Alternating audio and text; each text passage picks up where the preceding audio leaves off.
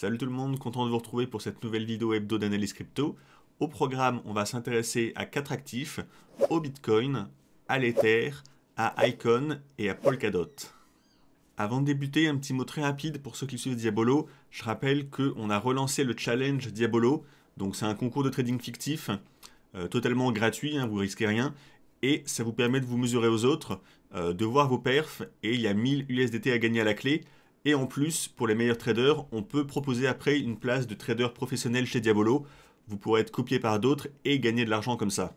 On passe au Bitcoin face au dollar sur un graphique mensuel pour débuter. Donc la tendance est toujours plutôt haussière, vu qu'on est sorti du triangle à la hausse, mais on n'est pas à l'abri d'une phase de correction.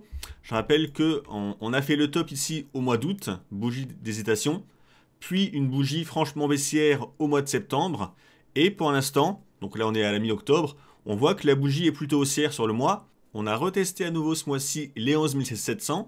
Pour l'instant, il y a une petite mèche haute. On voit que c'est quand même un niveau qui est relativement défendu. S'il avait généré cette bougie baissière le mois dernier quand on l'a testé, méfiance, ce mois-ci, on reteste le niveau.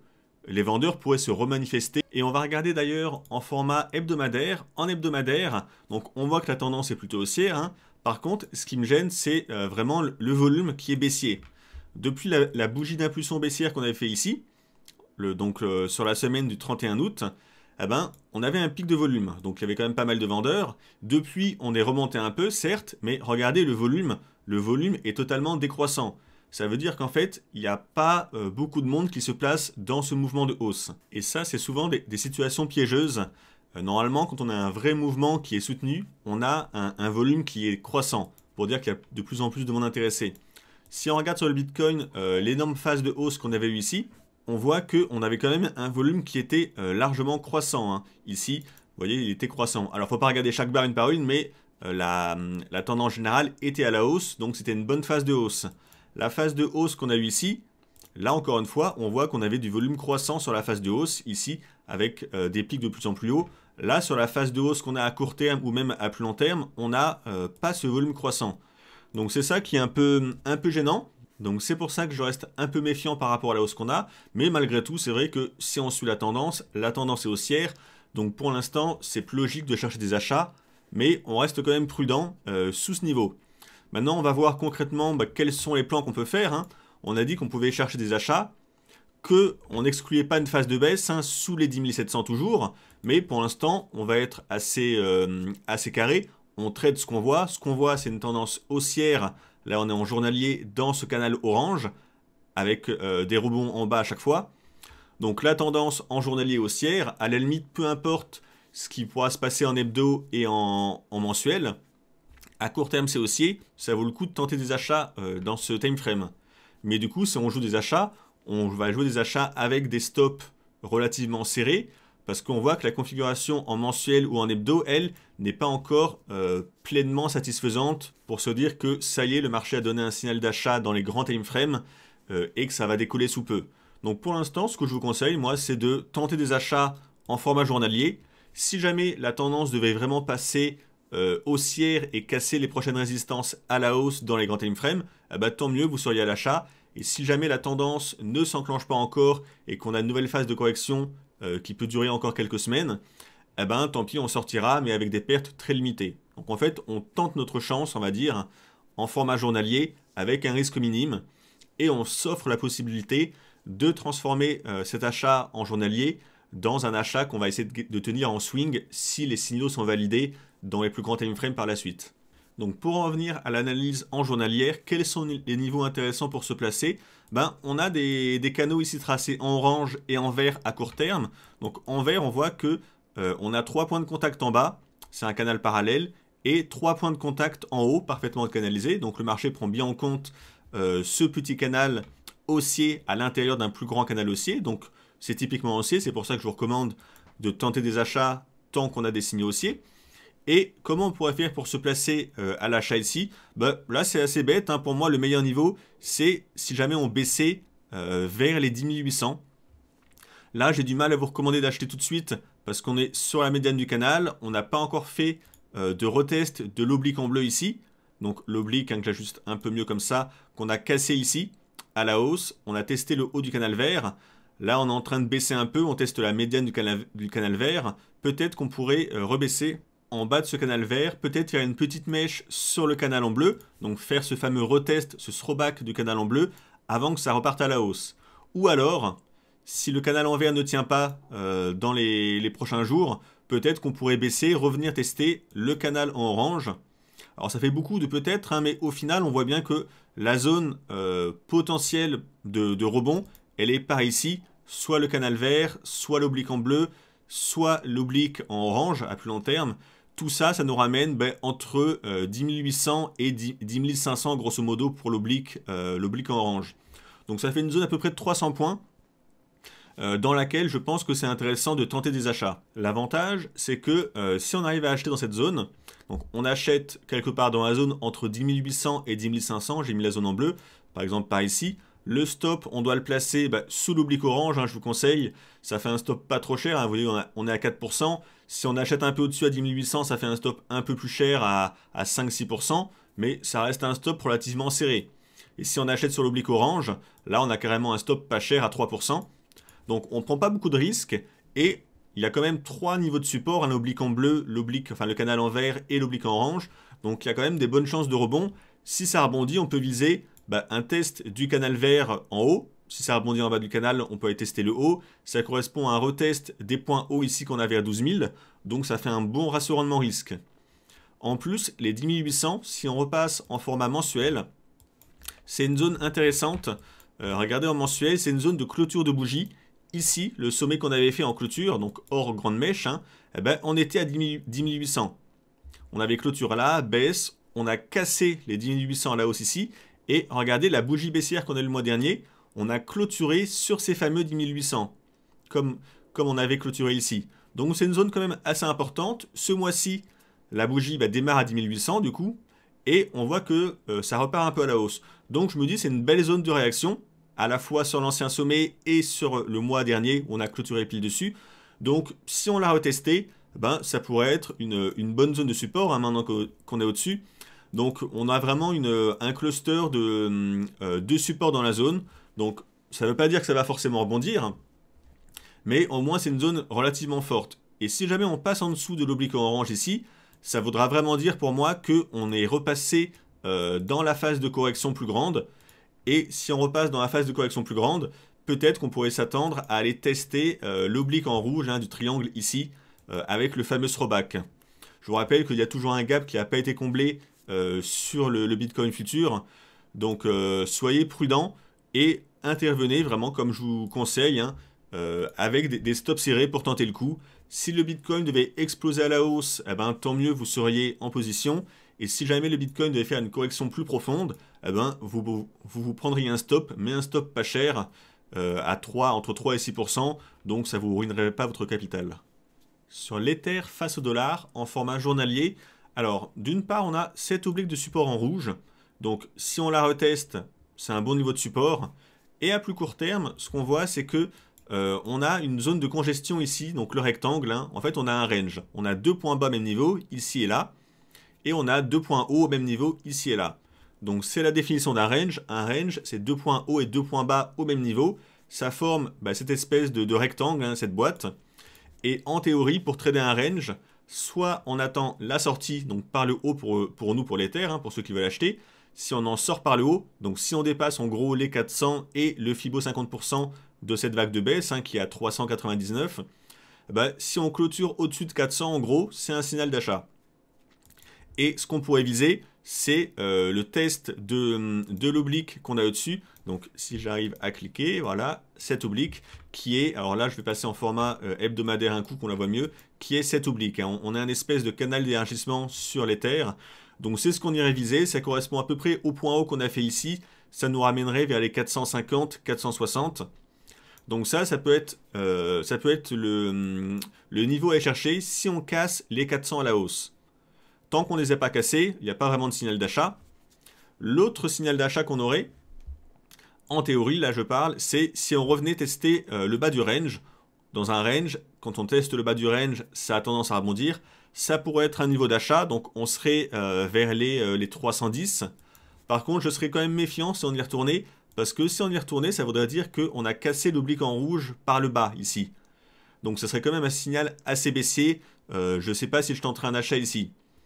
Donc là, c'était bien à ce niveau-là quand on a testé les 310 parce qu'on était encore au-dessus de l'oblique en rouge. Mais méfiance, hein, si on les reteste et qu'on a cassé l'oblique en rouge, il faudra voir en temps et en heure ce qui se passe en bas du range.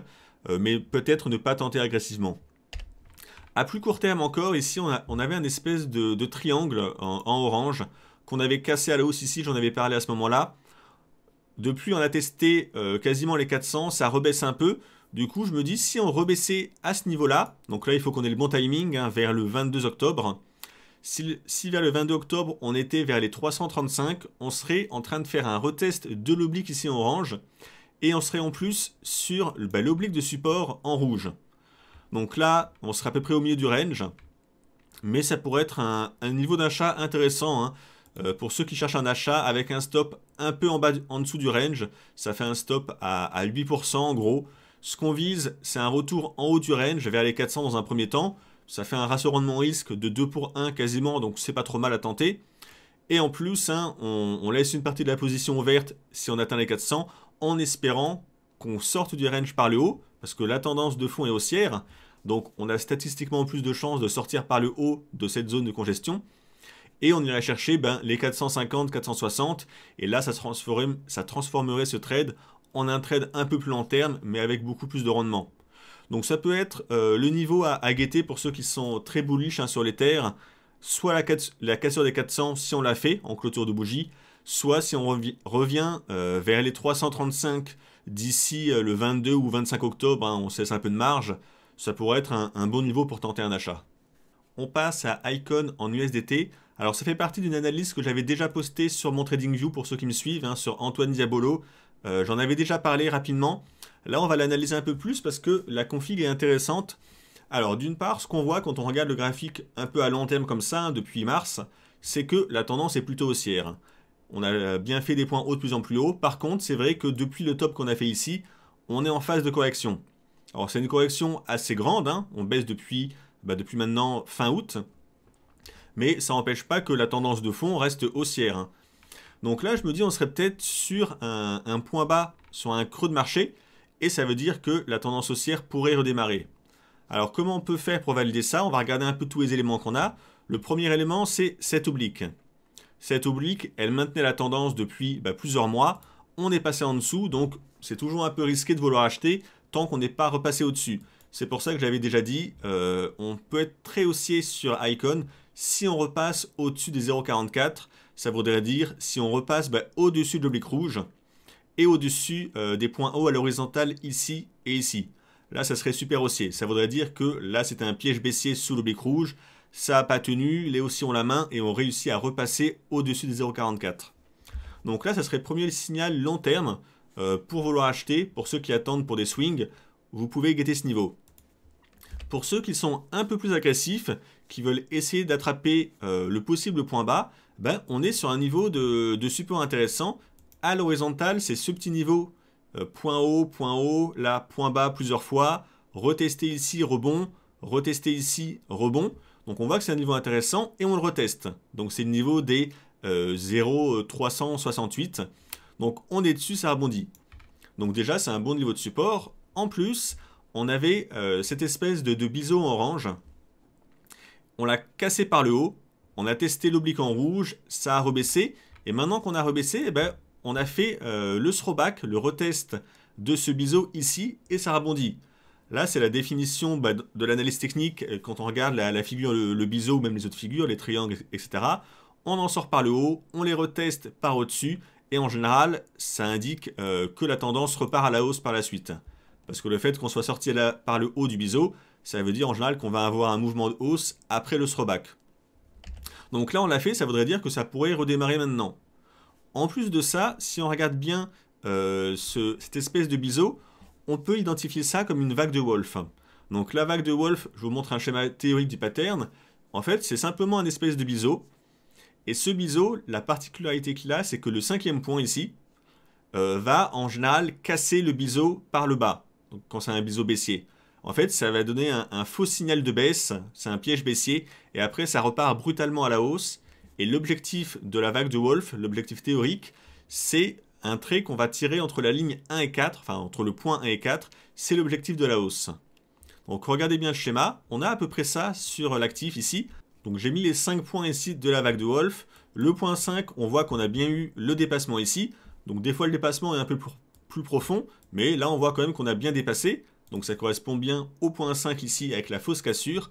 Et en théorie, si c'est bien une vague de Wolfe, ça devrait exploser à la hausse, sortir du biseau par le haut au final ici. Donc ça, c'est ce qu'on a eu déjà. Hein. Après le point 5, on est sorti du biseau par le haut. Et l'avantage, c'est que vu qu'on fait un throwback assez profond, là on le reteste, en fait on a un meilleur prix pour tenter de jouer à la vague de Wolfe ici, en achetant ici, que si on avait acheté la cassure ici.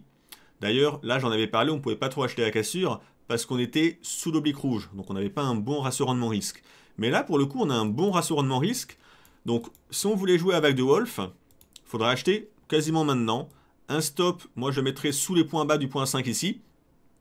Donc ça fait un stop relativement maîtrisé, à 10%. Et ce qu'on vise, c'est le point 1,4 si on vise l'objectif théorique. Et le point 1,4, ça ferait quand même 30% de hausse. Donc voilà ce qu'on pourrait jouer. Alors un petit bémol quand même, normalement l'objectif de la vague de Wolfe, on doit l'atteindre là où se croisent les deux lignes de l'apex ici. Donc ça veut dire qu'on devrait déjà l'avoir atteint. Donc ça, c'est vrai que ça ne nous incite pas forcément à vouloir la jouer, parce que l'objectif temporel n'est pas respecté. Cela dit, l'objectif temporel, qu'on atteigne l'objectif au niveau de la pointe ici, c'est quelque chose qui se vérifie assez peu souvent avec les vagues de Wolfe. Hein. Même si Wolfe en parle, si vous tradez régulièrement la vague de Wolfe, vous verrez que c'est pas très respecté. L'autre point intéressant, c'est que même sans parler d'une vague de Wolfe, même si on oublie la vague de Wolfe, on a simplement un biseau. Un biseau, c'est une figure d'inversion de tendance, d'un point de vue technique. Donc là, on avait une tendance baissière ici, à court terme. Un biseau baissier se présente, on avait plus de chances d'en sortir par le haut, avec après un mouvement de hausse, vu que c'est une figure d'inversion de tendance. Donc même en oubliant la vague de Wolfe, on est sorti du biseau par le haut, on le reteste en throwback, la tendance pourrait s'inverser et ça pourrait partir par le haut. Donc là, voilà pour le plan sur Icon. Donc ceux qui sont agressifs, ça peut se tenter dès maintenant. C'est agressif, hein, mais voilà, chacun gère son exposition comme il veut. Il y a quand même un bon ratio rendement-risque. Et si vous n'êtes pas agressif, attendez de voir. Est-ce qu'on va réussir à casser les 0,44 dans les prochains jours ou les prochaines semaines? Ça pourrait être l'occasion de se placer en cours de route, une fois qu'on a eu plus de confirmation, si ça survient. Et on va finir avec Polkadot en USDT. Alors, on voit qu'on a une ligne, on est en format Jupiter, hein, on voit qu'on a un support ici en vert. Donc c'est une zone un peu large, mais elle a canalisé tous les points bas ici, mèche basse, ici avec le rebond, ici, là un rebond un peu plus profond qui correspondait au point bas qu'on avait ici et là. Ça rebondit, là on reteste le haut de la zone et ça rebondit un peu. Donc déjà d'un point de vue purement graphique, hein, ici, c'est une grosse zone de support, ça peut être l'occasion de vouloir tenter des achats. Par contre, la tendance est baissière quand même, hein, donc méfiance. On va approfondir un peu. Alors ce qui me plaît, moi, c'est une fourchette d'Andrews ou un canal simple, ou peu importe ce que vous préférez. Alors pas tracé de la façon la plus conventionnelle, mais avec le point bas pour le trépied ici, en canalisant le point bas extrême ici et le point haut extrême. Ça nous trace un canal parallèle, en fait, hein, c'est ça une fourchette d'Andrews, avec des niveaux intermédiaires, et ça me plaît assez parce que depuis qu'on l'a tracé, d'une part, on a retesté ici le point haut, ensuite on a testé ici la médiane pile poil avec le rebond, et même la ligne des 50% ici en pointillé a toujours des belles réactions. Regardez ici, ça a hésité, ici, hésitation, ici, on a pris appui dessus, on a retesté encore le haut du canal qu'on avait déjà tracé avant, puis on a retesté encore la médiane tout en étant sur le support horizontal, donc là on avait un beau cluster, et on est sorti au final de la fourchette par le haut, ici. Sortie haussière, puis reteste en throwback dessus, ça rebondit légèrement, on reteste à nouveau le haut de la fourchette, donc un deuxième throwback, et on reteste encore une fois ce niveau horizontal. Et ça repart à la hausse. Donc là, on pourrait se dire qu'on est plutôt sorti à la hausse de la fourchette, qu'on a fait un throwback un peu profond, donc ça serait presque le moment de se placer. Alors on va affiner encore un peu, on va affiner en traçant à plus court terme un canal parallèle comme ça. Donc je prends le point bas ici et le point bas suivant, qu'on va relier comme ça. Et à la hausse, je regarde si ça colle. Et ça colle pas mal, hein. Regardez, en prenant les points hauts qu'on a fait ici, ici, ici, ici, là et là, on a un canal parallèle baissier. Donc là, ça peut nous servir en termes de trading. Du coup, on peut se dire, je sais pas si la fourchette en bleu, ça va exploser à la hausse maintenant qu'on est sorti par au-dessus, mais c'est quand même déjà un scénario possible, hein. On a rebondi sur le support en vert plein de fois, donc on pourrait rebondir à nouveau au-dessus. On est au-dessus de la fourchette en bleu, et on a cette fourchette ce canal pardon, en vert. Donc là, si vous êtes prudent, vous pouvez attendre de voir est-ce qu'on va réussir à casser ce canal par le haut. Si ça arrive, on serait au-dessus des points hauts ici à l'horizontale, hein. Donc c'est le niveau des 4,48. J'attendrai qu'on soit au-dessus pour tenter un achat. Si on casse les 4,48, en gros si on clôture vers 4,50, ça voudrait dire qu'on est au-dessus de la fourchette en bleu, donc depuis pas mal de temps déjà, qu'on a réussi à casser ce canal baissier à la hausse, donc c'est également un signal haussier en soi, et qu'on a réussi à clôturer au-dessus de la zone des points hauts qu'on avait depuis très longtemps ici et là, donc à 4,50. Donc là, pour moi, ça serait vraiment le signe qu'il y a un gros rebond sur l'actif, et ça serait le moment de se placer. Si vous êtes un trader agressif encore, le niveau dès maintenant peut être un niveau intéressant, ou si vous croyez dans les fondamentaux, parce que on est quand même au-dessus de la fourchette en bleu, on n'est pas loin du support, ça veut dire que si on veut acheter maintenant, on place le stop sous le support, ça fait un stop à 10% quand même, et on espère qu'on reteste dans un premier temps la zone des 4,50, et qu'à terme on arrive à la dépasser, peut-être pour revenir tester le point haut qu'on a ici, là ça pourrait faire un beau trade. Personnellement, je ne tenterai pas dès maintenant, c'est un peu trop agressif à mon goût, la tendance est quand même baissière de fond, donc certes on rebondit sur le support, mais dans une tendance baissière, je ne sais pas si le rebond va vraiment tenir. Mais si on dépasse les 4,50, là pour moi c'est vraiment que le rebond a cassé des niveaux de résistance importants, et ça serait là que je privilégierais de me placer, même si ça fait un moins bon prix qu'acheter maintenant, au moins on a plus de conviction en achetant ici avec un stop un peu en dessous, hein. Parce que si on franchit ce niveau des 4,50 à la hausse, ça devient un support. Les cours peuvent remécher un peu en dessous, mais ils ne devraient pas repasser normalement en dessous. Donc voilà, c'était Polka face à l'USDT en format 8 heures. On a fini pour l'analyse hebdo. Merci d'avoir suivi la vidéo. N'hésitez pas à liker, partager, ça nous fera plaisir. Et je vous dis à mercredi prochain pour le live à 13 h comme d'hab. Salut tout le monde, bon week-end.